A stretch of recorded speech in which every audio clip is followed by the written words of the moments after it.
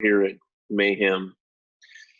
There's a giant mural in the background of one of Rich's, one of his wins back in the day. But let me see if I can flip the camera. It's just your basic standard. Yeah. All the equipment, all the stuff.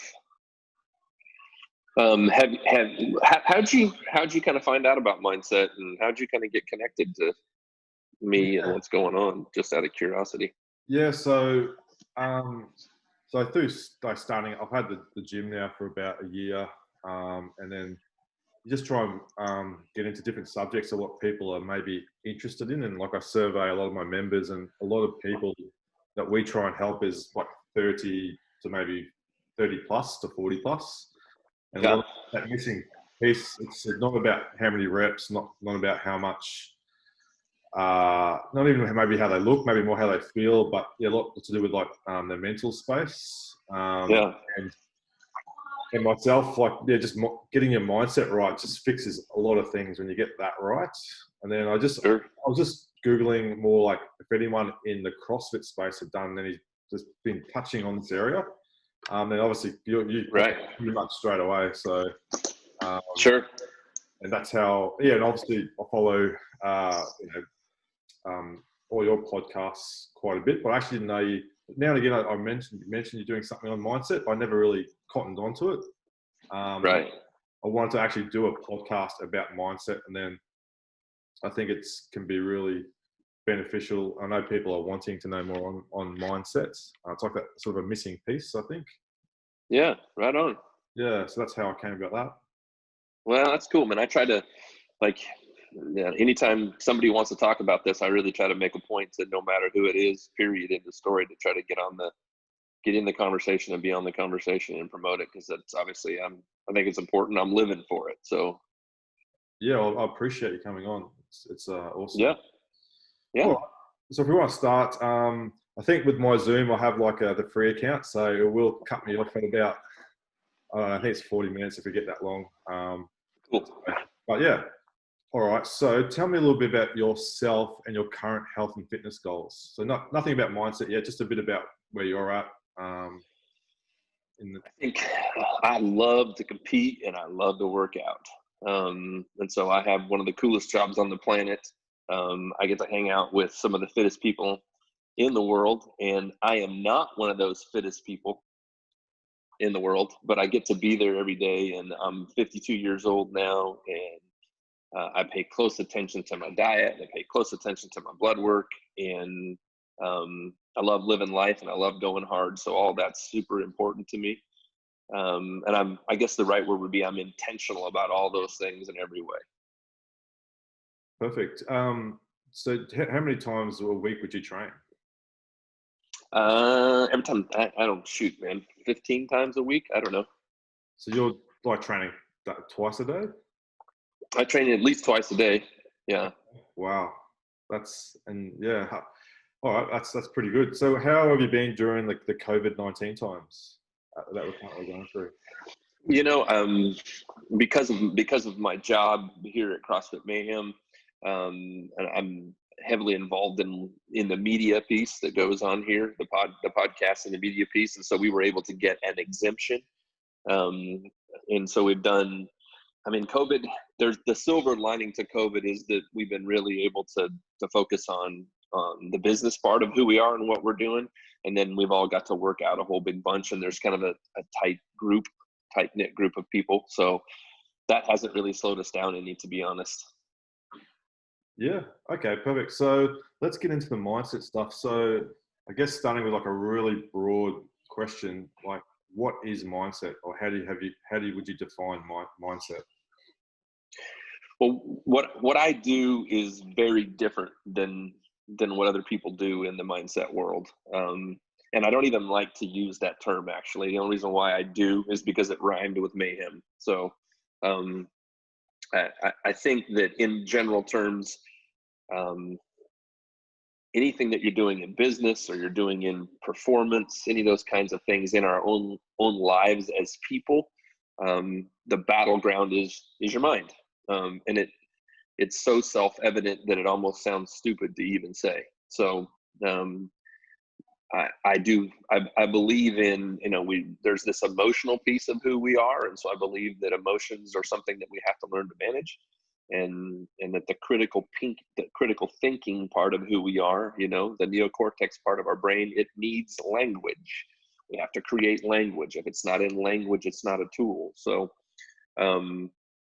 everything that I do is about giving people the opportunity to work on some skills to keep your emotions under control, and then creating language. And what I do is I help people organize their core values, write a mission statement, write a code.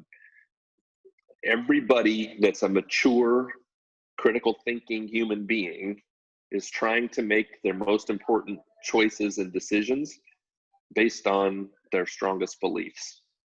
It's just a fact. We all do it. So my perspective is, hey, let me help you get that organized. I don't tell anybody what to believe, but I have clients in the business world, clients in the athletic world, and that's the goal. Let's get what you believe organized so that you're really clear on it, and then let's use it as a force multiplier in whatever part of life you need it. So who do you find is coming to you, like what are your clients like? They get to the point where they're really successful in maybe a lot of different areas, and then there's just something going on where they're not, I don't know, they want to break through, or they're actually in a really sort of down slump phase of life. Like, who do you find really is looking for mindset, and who should be looking for mindset, like, or getting their mindset right? It's so funny. I say all the time, none of this matters until it matters. And so I have people who haven't thought about it at all until something comes along in their life, and they're looking for something. I call it a position of strength, or something, a foundation, something to stand on. Culturally, we spend so much time talking about how to be motivated or stay motivated, or how to set great goals, or what rules we should be living our life, or what systems. Even like in the CrossFit world, I mean, everybody's into what kind of system, and how are you rolling out, and how are you warming up, and what diet are you following, and all of that's great, but all of that should not be your principal aim. Your principal aim, in my mind, is first, let's talk about your strongest beliefs. Let's talk about what your core values are, and let's talk about what you believe is purpose in your life. And once we've organized that, and you have that as it's like the concrete for building a house. Once you have that, those things never change. Those things are immovable. Most people in the culture that we live in, and COVID has proved it, are really directing and aiming at something that has to do with emotion. So they're emotionally driven, and that's changing. So we lack consistency there, or it's momentum. They've just been doing it this way for a long time. COVID comes along and interrupts momentum. So we want to be prepared for adversity, and we want to be prepared for the big challenges. And so I think that's about defining yourself. And so I just finished with a dude who sold his business at 62 years old. He sold his business for $200 million, and he'd lived his whole entire life based on momentum, and all of a sudden that was interrupted, and he didn't have a clue what was next in his life. And so he was struggling, and I worked with the barista at my coffee shop, trying to figure out where she's headed in life. I've worked with world champion MMA fighters.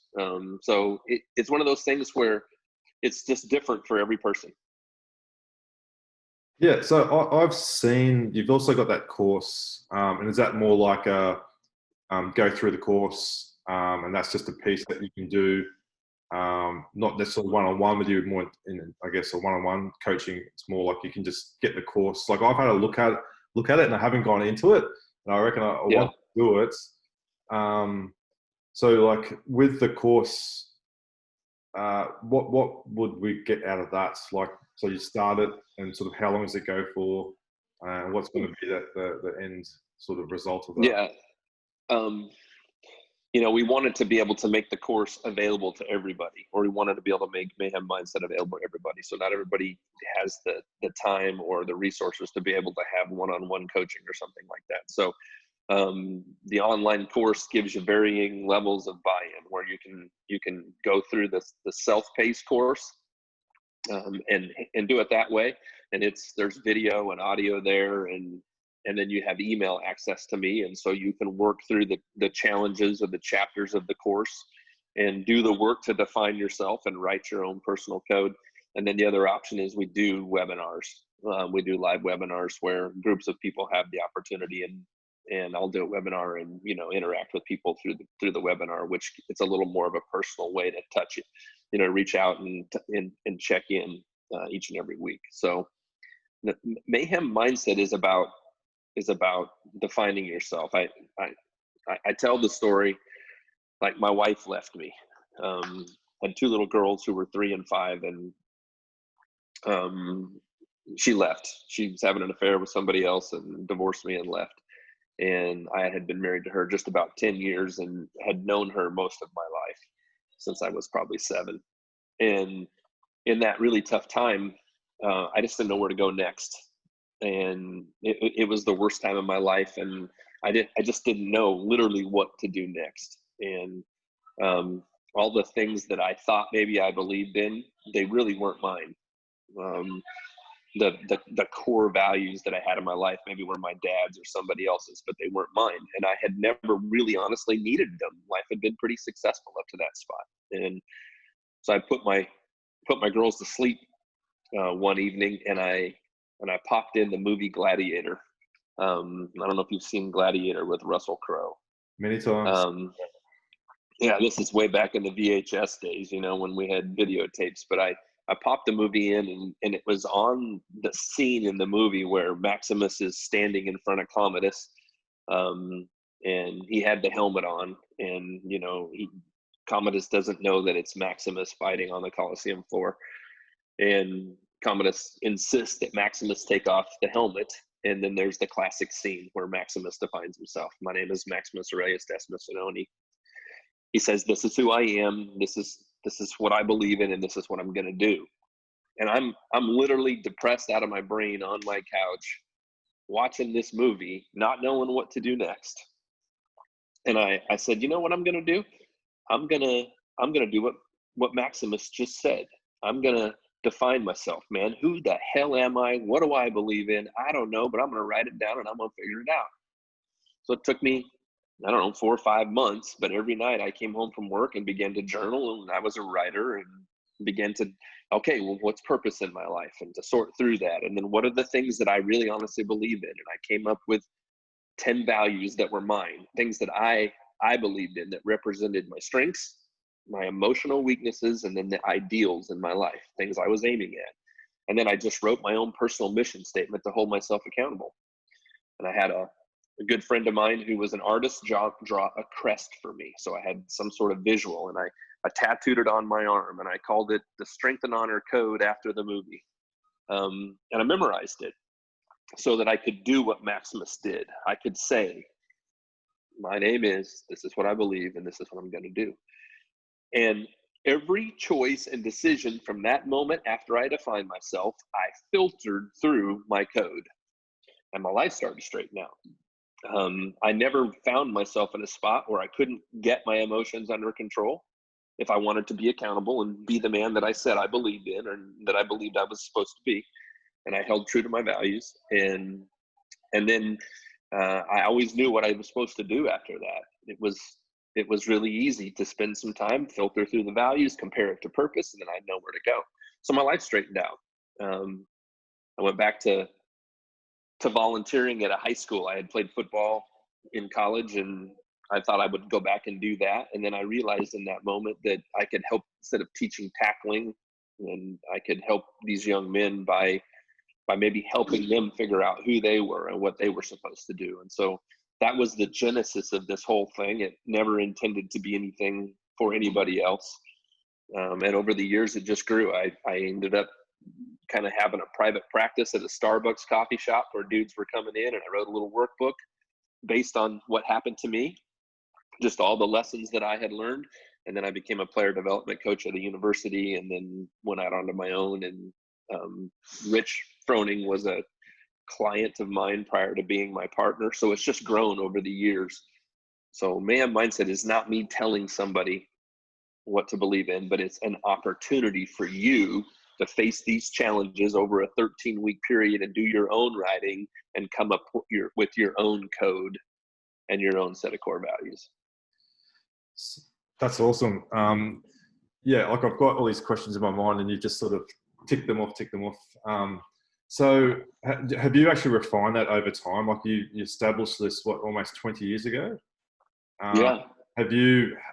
Has that first sort of sit down when you did it, has it changed much, or would you suggest that over time, as you go through like your 20s, 30s into 40s, 50s, does it refine a bit, or do you sit back down and go, are those values still true, and try and redefine it moving forward?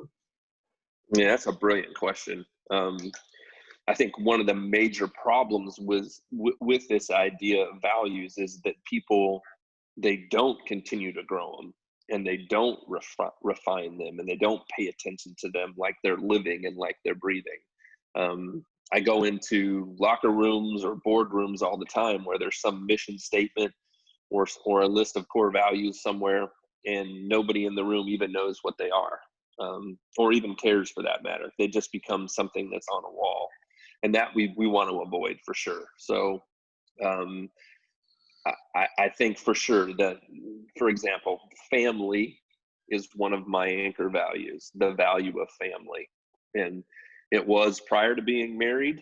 It changed a little bit when I got married, and it developed and grew when I had my kids. It changed a little bit when I got divorced, and now I'm remarried. And so my practice is, and what I talk about, encourage people to do when they've created this list of values, is to at least once a year go back and refine those. And so it's my practice around New Year's to go back in. We also encourage and challenge people that I'm asking people to work with 10 or 11 values always, so that we're clear on them, we can get good with them. And then we have something called an ideal value, and that value changes every year. So I'm adding new values and throwing some out of my top 10. The ideal values are values that are connected to goals. Last year, I studied freedom all year, and freedom was a principal value I aimed at. And then this year, I moved self-discipline into that spot. So yeah, that's a long way of saying, yeah, man, we should be growing these things and updating them and making them work in our life. That's awesome, Jim. Is there anything else you want to mention? I've got some ending questions that I sent through. Is there anything else that you want to, I guess, talk about with Mayhem Mindset, or with what you're doing, or to finish up? No, I mean, I think it's been good. So yeah. Yeah. All right. Whatever else you have for me. So I've got some ending questions, more on going back to more personal stuff now. No, nothing deep, but just some questions to you, because people are sort of interested to, when you speak, and I know when I share this out, people like to know a bit more about you. So if you could interview one person today, who would that be and why? Like an interview. Could be dead or alive. There's one person that you've always wanted to interview, and why? Who I'd like to get in a conversation with right now is Joe Rogan. I don't know if you're familiar with who he is. And the reason why is because his podcast has revolutionized communication and information and give and take, and I'm interested in that. I think that the impact that he's making in the culture is incredible. So yeah, it'd be cool to sit down and talk to him. Cool. All right. So next question: what is something in your morning routine that you feel sets you up for success at the start of the day? It's a big deal to me. Remember, I told you I put the value of freedom in front of me last year, and I did a study. I thought about freedom from the time I woke up, literally physically, before my feet hit the ground, and then how that looked throughout the course of my day. And I thought about it at every level, from government to money to time, one of the things I realized was that I was being influenced more than I knew. And I want to be an influencer, not an influencee.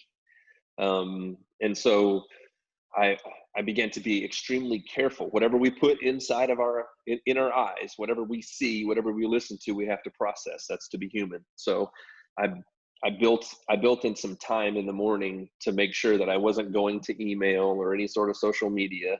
And so that I could be really intentional with my own thoughts. And so I get up every day, just about every day, probably 4 days out of the week, and I shoot a bow. And I happen to have some space where I can go do that. And I'm not really doing it to get better at shooting the bow. I shoot 30 arrows. It usually takes me about 10 minutes. And that's something I do before I speak to anybody, or I just kind of head out back, out around our fence and out into the back 40, as we call it. And that's just the time to clear my thoughts. And I do that just about the time the sun's coming up. And that's been really cool for me. Yeah, cool. That's awesome. Yeah, probably in Australia, we probably, I also live like on the beach area, so shooting a bow, probably don't have the space for that. But it's more like not having devices, and you're just getting rid of all that electronics and noise. Yep. Yeah, I can see like for 10 to 20 minutes, it's just you and the bow getting. Yeah, man, if I lived on the beach like what you're doing, man, I'd surf, I'd swim, I'd do something out there. And the point wouldn't be physical fitness. That wouldn't be that part of the day. It wouldn't be that for me. It would literally, so I could just be clear in my heart and my mind, and then I can intentionally connect wherever I want. Think about it. As soon as your feet hit the floor, if you're checking email, well, then now you're following that thread. Yeah. You're going to pay attention to that email. It's not necessarily nefarious. It's not like it's horrible, but I wanted to be free. I wanted my mind to be free. And so I valued some conversations with my wife, doing some of those other things prior to all that, and really created some space for myself. Yeah, like I love that word freedom. Like I know I need to be free. Sometimes I don't. I think it's like even like gets into physically, like things are like I feel like I'm trapped in, or there's something going on. I will just have to go the other way. I need like that feeling of freedom. Pretty powerful word, but yeah. Okay, so what's something that you used to believe in but have recently changed your mind? So something maybe could be like maybe last year, last month, 10 years ago that you really strongly held a belief in that you now don't believe in. I'm not an ideologue, so I'm not married to beliefs. I pay attention to core values, and I live that way. But you're asking me a question that I work really hard not to be in that kind of headspace. I'm willing to be in any kind of conversation with anybody, anywhere, at any time, and my mind is intentionally open to being in a conversation, not so open that my brain's leaking out. And there are values that I strongly believe in. But I love getting in conversations with people, and I'm not offended, and I'm excited to always kind of mix it up like that. No, it's almost like the perfect answer. Like it doesn't, like with going through what you've done, you've sort of just opened it up, have that open, free mind, and not. Sometimes you do get stuck, people in your life, and they have these really strong beliefs, and it's just like almost like it's their way or the highway, and they just can't see things like from other people's perspective, and there's other things going on, and you can see like they're always this way, very rigid and strict, and this and this, and can almost be impossible. Then maybe they have that breakthrough. They don't believe in that way anymore. It's interesting. I believe very, very strongly, and I'm anchored by fight, work, hope, faith, team, family, excellence, purpose, responsibility, love, and self-discipline. And those are things I'm thinking about all the time. I think I avoid ideologues. It's my way or the highway. I avoid those people like the plague. So sometimes people think that that's a wishy-washy answer. It's a soft answer, but it's not at all. I'm super clear about how I want to move forward and how I want my life to go, but I revisit that on a daily basis. And I love being in, man, I learned so much from so many different people. Just because somebody says something to me or talks about something that they believe in a strong way, it doesn't mean that it has influence or effect in my life. And so I'm all for really good ideas and paying attention to people who have really good ideas and having a discussion and then having the good ideas win out. You know, I like to be in that space. So yeah, I don't like ideologues. Those people bother me. I don't want to spend any time with that. I grew up in that environment and I run from it now. Yeah, no, it's tough. I'm sort of a bit the same, and I've had some people close to my life like that, and it's really hard when there's people in your close circles that are like that. But it's like family or friends or something. So, all right, last question. Is there a particular book or film or video that you would like to recommend that impacted on your life? Sounds like you might have already said it with going back to it. You know what? Like anytime anybody asks me about a book, there's a book called Wild at Heart by a guy named John Eldridge. And that book changed my life. I grew up, like I just talked about, in a really weird religious environment. Kind of thought I was going to hell and, you know, I was going to burn in hell. And this particular book really helped me understand my heart. Literally, kind of, I talk a lot about defining yourself from the inside out, from your heart, why you believe what you believe, how your heart's wired, what you think about masculinity or femininity. We do some of that work in Mayhem Mindset. And this book, I read it when I was a kid and it didn't mean a lot to me. And then I read it a lot after I went through this divorce, and it really helped kind of in many ways set my heart free to be me and to come forward. So that's a book that I would always recommend. Perfect, Jim. All right, well, that wraps it up. Is there, what are you sort of, to get onto Mayhem Mindset, what is like the URLs, the Instagram handles? Is it Yeah. If you go to mayhemmindset.com, all the information that you need is right there. And then the only social media that I use is Instagram, and that's Jimmy_Hensel on Instagram. Perfect. Sweet. Done. All right, mate. Well, awesome. Yeah, well, I really appreciate your time. This is, it's going to be, I think, really valuable for people to maybe, it's maybe a subject they don't explore much, and this might sort of, dive a bit deeper if they're in that space where they want to define themselves a bit more. I think I'm going to maybe do this myself. One of my goals, maybe in the month of September, is actually sit down and do this personally. Yeah, that's a good idea. Yeah. All right. Thanks, Jim. Enjoy. Yeah. Let me know when you go to put it up and send me the links to it, and I'll help you promote it. Perfect. Yeah, we'll do. I'll try and get it done over the next few days. I'm pretty good with that stuff. So, yeah. Right on. All right, mates. Great to meet you, Chris. You too, Jim.